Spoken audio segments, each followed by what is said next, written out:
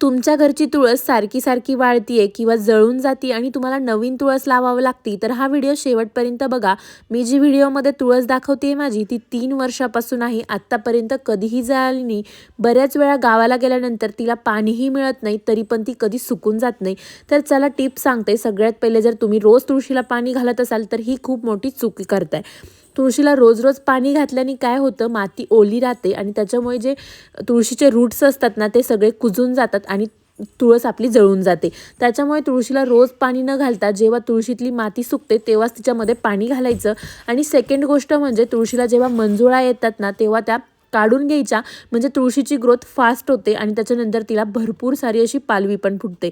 तर ह्या टिपनी तुमची तुळस नक्की वाढून बघा। आणि तुळशीला हळदीचं पाणी पण घालतात असं म्हणतात, पण तुम्ही नॉर्मल पाणी घातलं तरी चालेल। मी कधीही हळदीचं पाणी आणखी तरी वापरलं नाहीये। फक्त ह्या 2 गोष्टींची जर तुम्ही काळजी घेतली ना तुमची तुळस अगदी हिरवेगार आणि टवटवीत नक्कीच होईल। आज मला एका कार्यक्रमालाही जायचं होतं आणि तसंच माझ्या मैत्रिणीकडे, म्हणजे खूप दिवसापासून आम्ही प्लॅन करत होतो भेटायचा।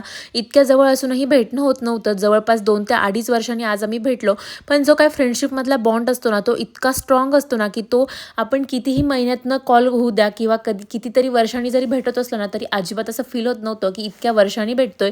तुमची अशी फ्रेंडशिप आहे का? कमेंटमध्ये नक्की सांगा। Thanks for watching and bye for